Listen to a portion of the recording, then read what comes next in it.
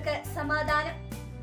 സന്തോഷത്തിന്റെയും സമാധാനത്തിന്റെയും സന്ദേശവുമായി വീണ്ടും ഇതാ ക്രിസ്മസ് ആഗതമാകുന്നു.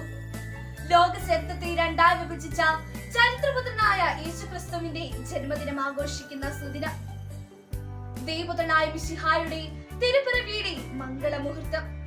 ഈ വേളയിൽ നിങ്ങൾക്കെല്ലാവർക്കും എന്റെ ഹൃദയം നിറഞ്ഞ ക്രിസ്തുമസ് ആശംസകൾ നേരുന്നു. പരസ്പരം സ്നേഹിക്കാനും പ്രകാശം വരുത്താനും അവരന്റെ വിഷമത്തിൽ പങ്കുചേരാനും അവനെ സ്വയം ദർശിക്കുവാനും അവനെ സഹായിക്കുവാനും നമുക്ക് സാധിക്കുമ്പോഴാണ് നമ്മുടെ ഹൃദയത്തിൽ ഉണ്ണിയേശു പിറക്കുന്നത്. ദൈവത്തിന്റെ സ്നേഹത്തെ കുറിച്ച് മനുഷ്യൻ ഓർമ്മിക്കേണ്ട ഒരു ദിനമാണ് ക്രിസ്തുമസ്.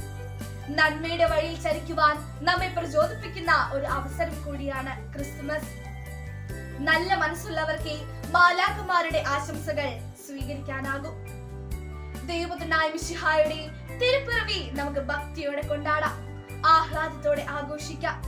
ഒരു പ്രസിദ്ധമായ വാക്യമുണ്ട്: 1000 പുൽക്കൂടുകളിൽ 1000 ഉണ്ണിയേശു പിറന്നാലും എന്റെ ഹൃദയത്തിൽ പിറന്നില്ലെങ്കിൽ. അതേ ക്രിസ്മസ് അർത്ഥവത്താകുന്നത് നമ്മുടെ ഹൃദയമാകുന്ന പുൽക്കൂടുകളിൽ ഉണ്ണിയേശു പിറക്കുമ്പോഴാണ്. അതിനായി നമ്മുടെ ഹൃദയങ്ങളെ ഒരുക്കി ക്രിസ്മസിനായി നമുക്ക് ഒരുങ്ങാം. ഒരിക്കൽ കൂടി ഹൃദയം നിറഞ്ഞ ക്രിസ്മസ് ആശംസകൾ നേരുന്നു.